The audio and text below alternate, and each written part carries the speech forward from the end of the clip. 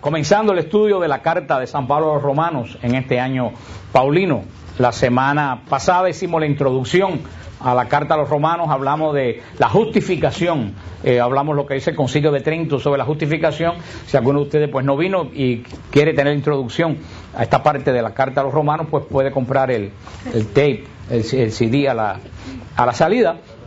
También les recomiendo, le comento a modo adicional que este fin de semana estuve en el monasterio de San Lío. Fui a dirigir un retiro de un grupo que me invitó y están muy contentos los monjes porque tienen 4, entre novicios y postulantes, tienen 4 personas nuevas en el monasterio. Y 3 de los postulantes están entre los 30 y 32 años. Así que las oraciones se están escuchando y esperan que vengan más vocaciones. Ustedes ven cuando las personas entran en la ortodoxia de la iglesia y vuelven a las raíces de nuestra fe, el Señor empieza a proveer vocaciones. Así que el padre David me dijo que estaba seguro que estas vocaciones que han venido ha sido gran parte producto de nuestra oración, y él me pidió que les dijera que siguieran orando por las vocaciones en San Lío y en toda la iglesia. Comienza así en el capítulo 1 la carta a los Romanos.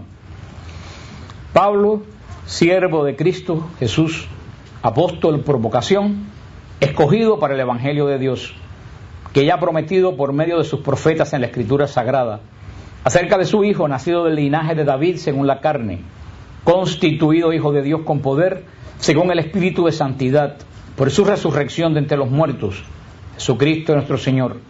Por él hemos recibido la gracia del apostolado para obtener la obediencia de la fe a gloria de su nombre entre todos los gentiles, entre los cuales se cuentan también ustedes, llamados de Cristo.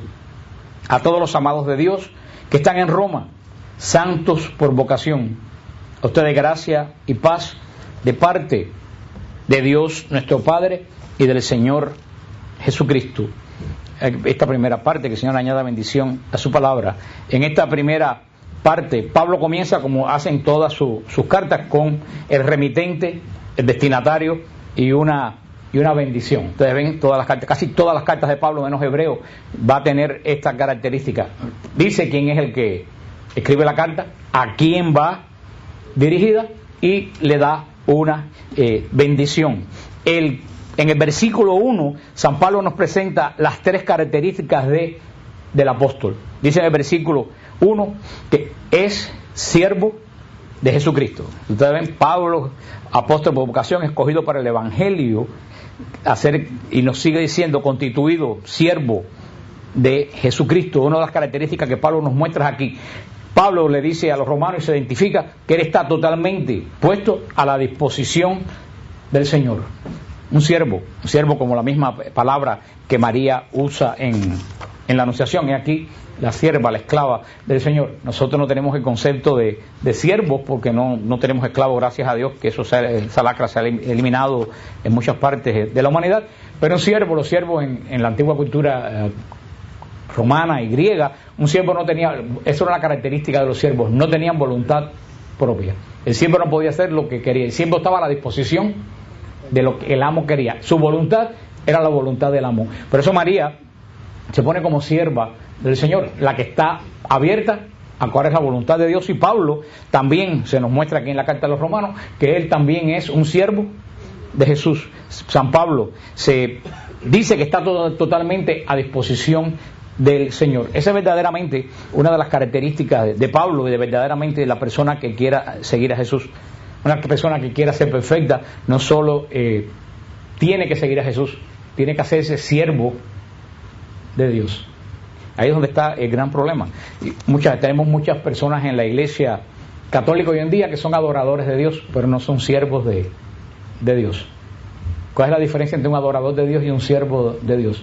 Un adorador de Dios, de cualquier Dios, es una persona que va y le rinde culto y cree que lo aplaca de alguna cierta forma. Los santeros van a sus toques de santos, se pasan una gallina por arriba, botan unos huevos atrás de la ermita y piensan que ya cumplieron con sus, pero es así, cumplieron con su santo y ya el santo está contento porque cumplió un ritual, ¿no? Los adoradores de Venus, de Baco, de todos esos dioses antiguos también iban al templo cumplían un rito, cierto rito, para tener contento a su Dios, y ahí terminaba el asunto. Desafortunadamente en el cristianismo tenemos ese mismo tipo de personas que van a misa el domingo 1 hora mirando el reloj para no excederse de 1 hora, echan $1 en el cepillo cuando pasa y ya piensan que con eso tienen contento a Dios. Entonces cuando la cosa se pone mala le dicen: Señor, si todo me va bien, voy a llevarte un ramo de flores a la mitad de la caridad. Si todo me va bien, porque si no me va bien, la Virgen no ve flores. Como si a la Virgen le hiciera falta nuestras flores, cuando ella es la flor por excelencia. O le decimos al Señor: Señor, si me concede esta cosa, dejo de fumar. No, porque tú no puedes fumar porque eso desbarata tu cuerpo. O todavía más horrible, si todo me va bien, voy a ir los domingos a misa. Pero si es que tú tienes que ir, o sea, no le estamos ofreciendo a Dios, pensamos que vamos a comprar a Dios porque voy a dejar de fumar. Dios no se pone enfermo porque tú fumes. El que se pone enfermo eres tú. O sea, muchos de nosotros hemos sido o somos todavía, y en la iglesia hay mucha gente que son, ¿qué cosa? Adoradores. Ya. Yo me doy cuenta en mi iglesia de San Judas, como la liturgia de nosotros dura casi 2 horas, yo me doy cuenta cuando son gente del rito latino, porque la gente llega a misa porque son devotos de San Judas, y cuando pasa unos 50 minutos y ellos ven que todavía el sacerdote está en la predicación, se empiezan a poner nerviosos, porque ahí se queda 10 minutos y esto no se acaba. Hermano, y créanlo, eso pasa todos los domingos. Cuando llega la hora exacta, no importa dónde esté la misa, se ponen de pie y se van. Ya cumplieron con Dios, ya le dieron 1 hora, cuando más, ya tengo a Dios tranquilo. Y después volvemos a decir: porque Dios a mí no me escucha.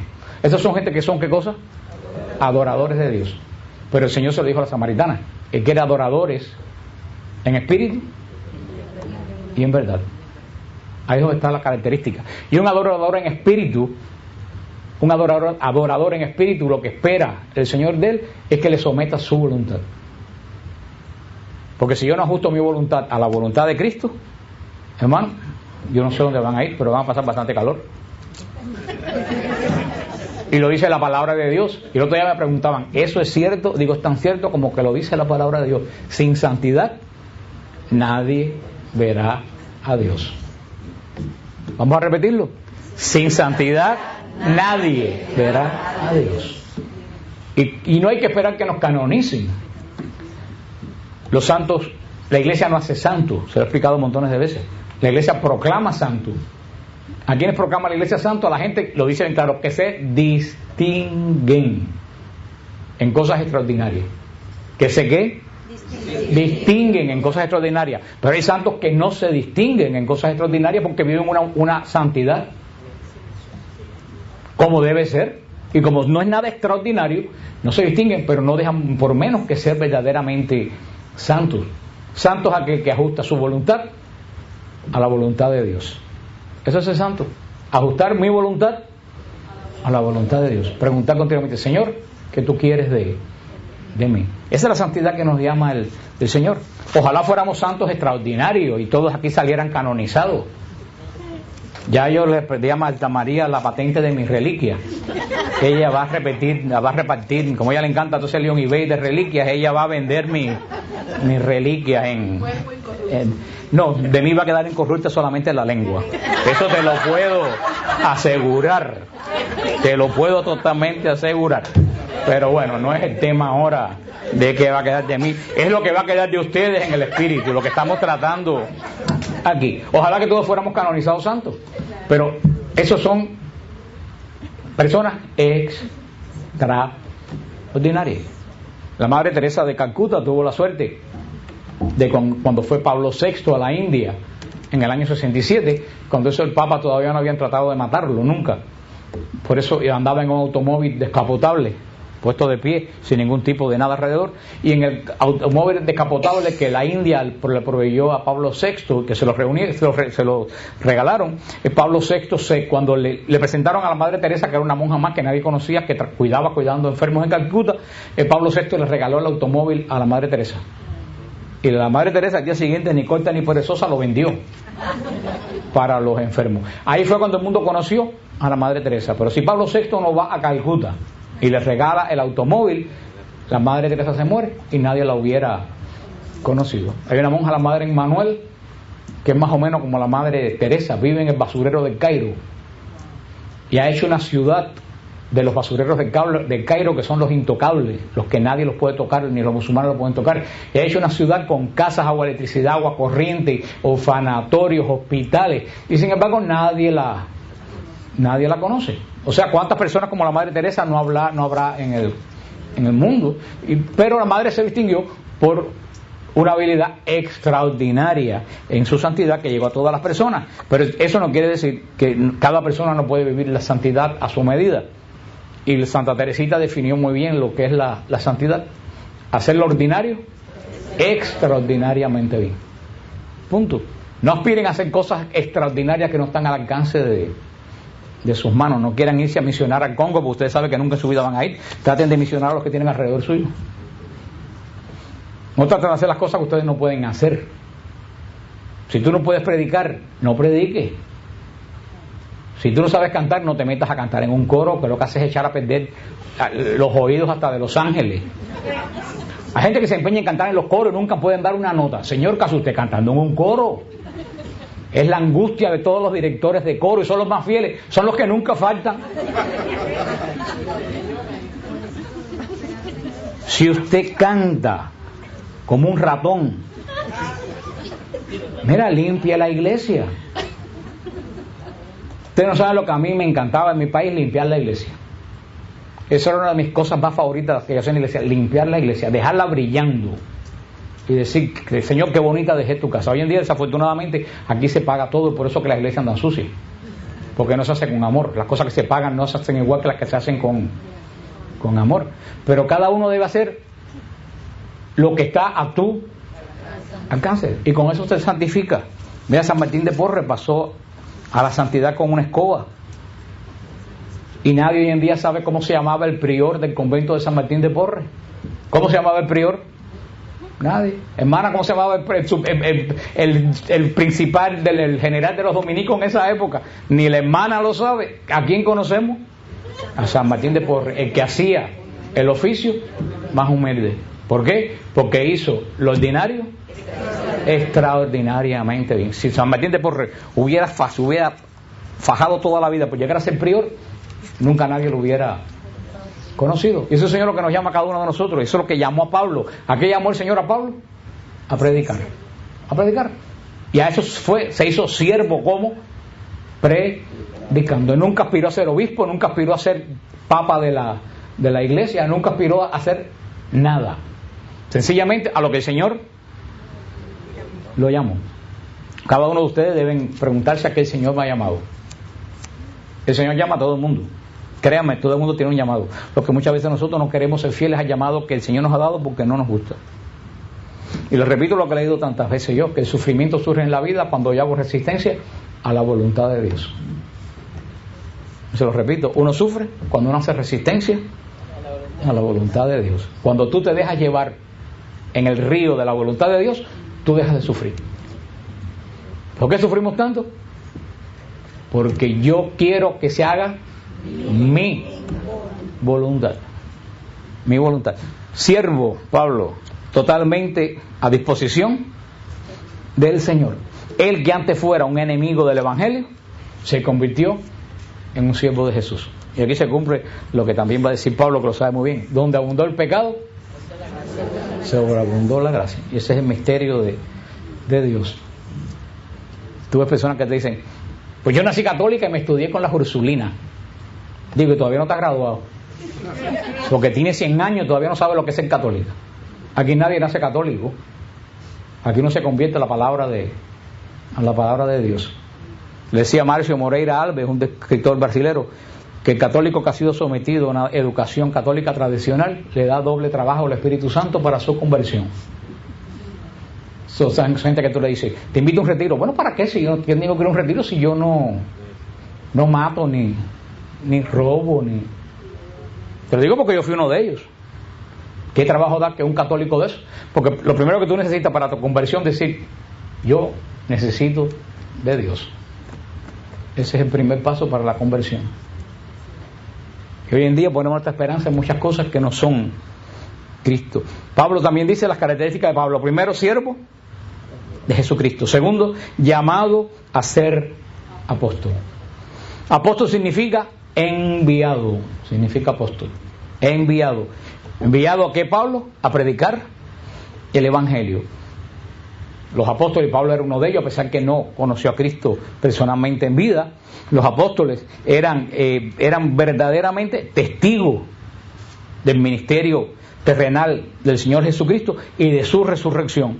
En el caso de Pablo, lo dice en 1 Corintios 9:1, Jesús había elegido a los 12, pero ese San Pablo cae como un aborto, lo escogió a última hora, lo dice San Pablo. Pero llamado, ya San Pablo es siervo ¿de quién? Y como San Pablo es siervo de Jesucristo, un siervo lo primero que tiene que saber es: aquel Señor me llama. ¿A qué Señor me llama? Y ojalá que esta semana ustedes le hagan la pregunta al Señor: Señor, ¿a qué tú me llamas? A Raúl lo llamó a ser el caballero de Colón y otras cosas, pero bueno, lo que más se nota es caballero de Colón porque anda con el pavo ese en la cabeza cada vez que yo lo veo, de lo más elegante. Pero ha llamado, Raúl encontró donde el Señor, sí, y de verdad que lo digo en serio, Raúl encontró donde el Señor, mucha gente anda en la vida dando tumbo y no sabe que el Señor lo llama. Ella fue quien te metió. Hay personas que están en 4 cosas al mismo tiempo y ninguna de las 4 lo hacen bien. Yo le decía a las personas de retiro este fin de semana: no traten de hacer 4 cosas al mismo tiempo, cojan a hacer una sola cosa. Pero esa sola cosa que escojan, háganlo bien. Hay gente que está en Emmaús, que está en cursillo, que está en la renovación, cualquier parecido con persona viva, media viva o difunta es pura coincidencia, porque créanme delante del Señor que me va a juzgar, no tengo a nadie en la mente, porque ahora va a salir 4 o 5 decirme: tú estabas pensando en mí cuando dijiste eso. No. Pues personas que pertenecen a 15 cosas y no, pues hermano, no pueden hacer las 15 cosas bien. No son fieles a ninguna, se vuelven locos. Escojan una sola cosa y háganla bien, santifíquense en esa cosa. San Pablo, siervo de Jesucristo, supo a que el Señor lo llamó y lo constituyó, ¿qué cosa? Apóstol, que quiere decir enviado. Ahora, lo que las personas tienen también que entender que un apóstol, antes de ser apóstol, ¿qué cosa es? Aprendieron muy bien la clase, pero esa no es la pregunta. ¿Cuál es? ¿Por qué lo dijeron? Discípulo. Una persona, antes de ser apóstol, tiene que ser discípulo. Tú no puedes ser enviado si primero tú no sabes qué vas a decir cuando te envíen. El primer paso es el discipulado. ¿Qué tiempo tuvieron los apóstoles de discípulos? 3 años antes que fueron enviados. ¿Cuál es la actitud del discípulo?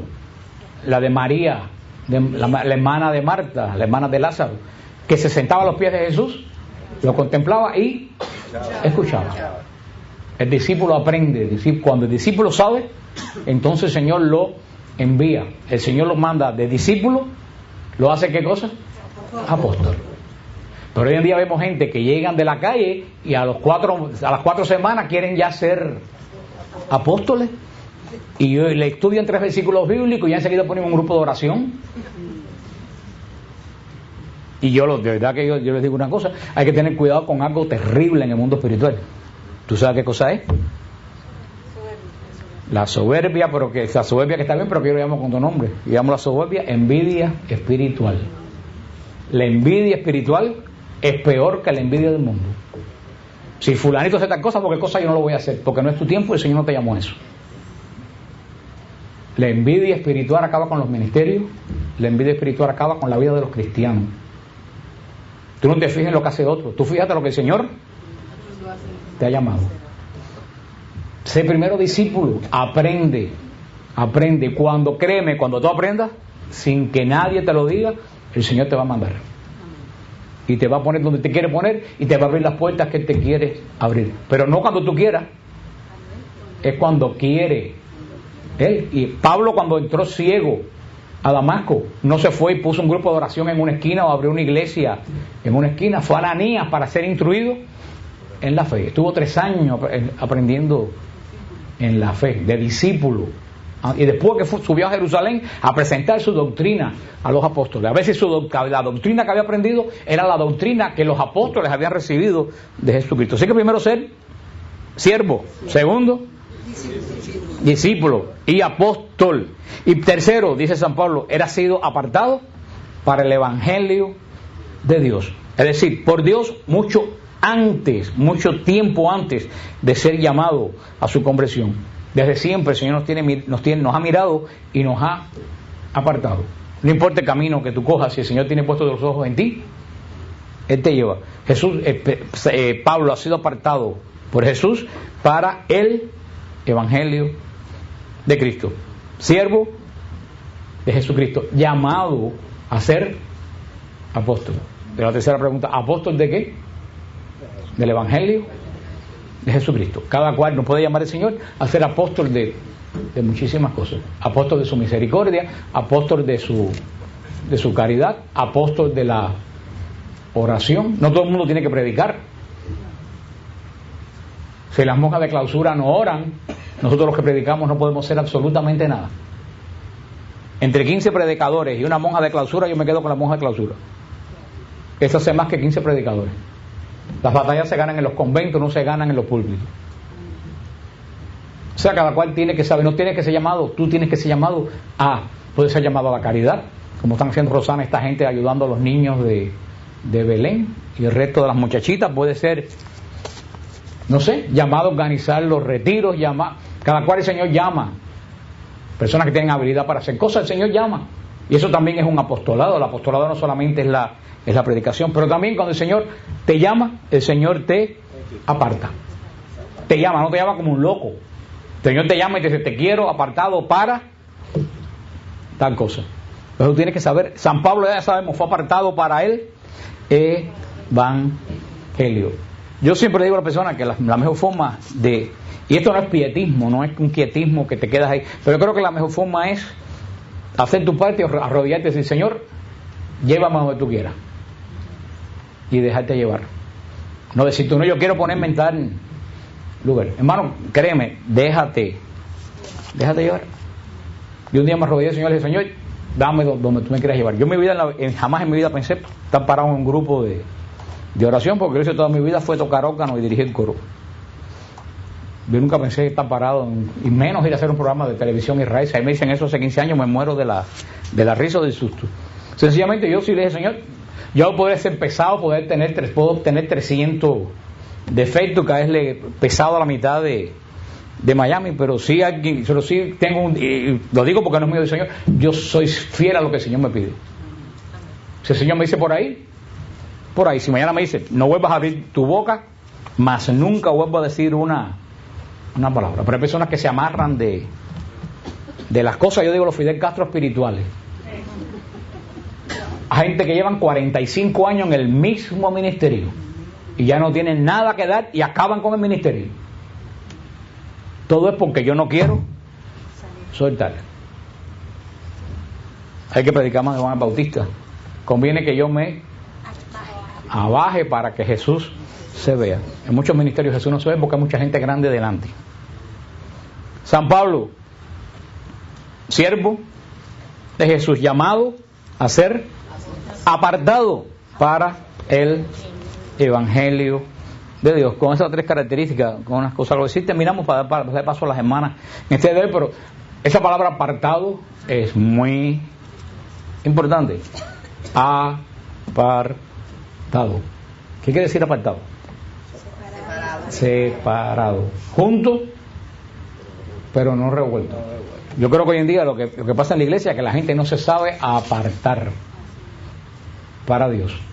Y están metidos en cuantas recholatas existen y de ahí vienen todos los problemas que estamos viendo en la iglesia. Los sacerdotes son apartados, pero el asunto es que ya no se apartan. Desde el primer pata que un sacerdote anda en jean, en un pullover, tomando vino con una gente, ya ese no es un apartado. No es que está haciendo nada malo, pero es que cuando una persona es apartada, en ese compartir desaforado es donde se pierde el respeto. ¿Cuántos de ustedes me han invitado a comer a sus casas, fiesta a sus casas? Y yo les he dicho rotundamente que yo les he dicho que no. Yo solamente voy a mortuorios y enfermos. Así que la única posibilidad que me vean en su casa es que se mueran o que estén graves. Punto. No, ¿tú sabes por qué? Porque yo soy una persona como otra cualquiera, pero el día que me pongo relajo con ustedes me pierden el respeto. Punto. Porque ven que soy una persona como todos ustedes y ya ustedes no me respetan cuando yo les llame la atención. Desafortunadamente me tengo que apartar. Y la gente no entiende eso. Pero ¿cuántos ministerios han acabado? Porque las personas que tienen autoridad se mezclan con los demás y cuando se dan cuenta que tienen los mismos defectos que tú, ya no los respetan. Y después viene el asunto. Fue a casa de fulanito y no fue a casa de menganito. Fue a casa de fulano porque tiene dinero y a casa de fulanita no fue porque no tiene dinero. Hermano, desafortunadamente un apartado tiene que saber que está, y para eso le ponían una sotana y para eso los monjes le ponen el hábito, para que sepan que no son como los demás que han decidido ser separados para Dios. Y ahí es donde vienen los grandes problemas que hemos tenido. Yo tengo amigos míos de la infancia que hemos jugado con los chores rotos y sin zapatos y son obispos hoy en día. Y yo les digo monseñor, porque desde que el crisma cayó encima de él es un apartado. Y no es el fulanito que yo conocí. Y hasta en privado le digo monseñor y le pido la bendición. El otro día me dijeron que llamó yo no sé qué radio, no voy a decir nombre para no buscarme lío, yo no sé qué radio, yo no sé qué cura, a alguien que le dijo, no, porque yo cuando hablo con Jesús le digo, oye, mi cuate, ¿qué? Y el sacerdote dijo, pues está muy bien. No, no está muy bien. Jesús no es tu cuate. Jesús es tu Señor y Redentor. Y cuando la Magdalena quiso entrar en toque con el cuate, ¿qué le dijo? No me toques.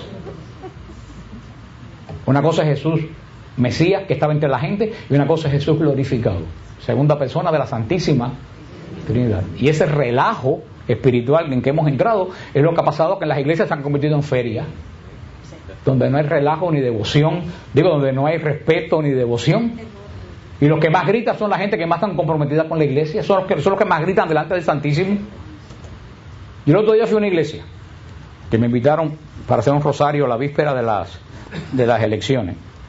Todas las personas que estaban allí eran personas de iglesia, no eran personas de la calle, de iglesia. Todas las personas eran del siglo pasado. Ninguna tenía 15 años. Todas estudiaron con el catecismo de Pío X. El Santísimo estaba expuesto solemnemente y Mitre estaba allí. El Santísimo, no es que Mitre sea de la época de San Pío X, pero Mitre es testigo de lo que yo les voy a decir, porque Mitre y yo lo comentamos. Entonces cada persona decía un misterio de rosario y subían al ambón, el Santísimo estaba expuesto. Todas las personas que subían hacían esto.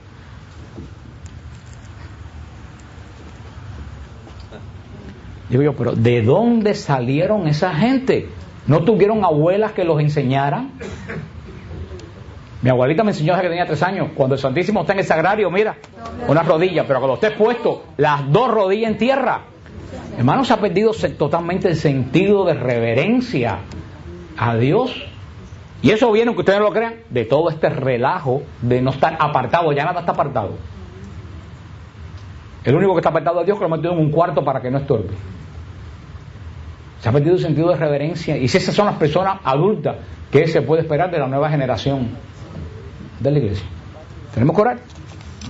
Pero también estamos viendo en esta epístola a los romanos, que por lo que veo se va a acabar el año de San Pablo y todavía vamos a estar en la epístola a los romanos, porque vimos que San Pablo, siervo de Jesucristo, totalmente a disposición del Señor, no importa de dónde tú vengas. San Pablo fue enemigo del Evangelio y hoy es uno de los santos pilares de la iglesia. El misterio de Dios que yo he visto, que una persona que lleva 500 años en la iglesia y no progresa espiritualmente. Se pasan los años y está exactamente espiritual que hace 30 años atrás. Una persona llega que es un drogadicto que cogía heroína y a los 3 años le pasó 1000 millas por delante espiritualmente al que lleva 15 años rompiendo banco en la iglesia. Será, como dijo el Señor, de la mujer que le lavó los pies, porque mucho amado, mucho se le ha perdonado. Los grandes misterios de Dios. Llamado a ser apóstol, enviado, siervo de Jesucristo, atento a su palabra, yendo a donde el Señor lo envíe. Si ustedes ven el mapa de los caminos de San Pablo iba para España y el Espíritu Santo le dijo para España no, y lo metió. Si ustedes ven todo el camino que hizo San Pablo por el Asia Menor a pie, una cosa impresionante. ¿Por qué? Porque el Espíritu Santo le dijo, no donde tú quieres, yo quiero que tú vayas para este lugar.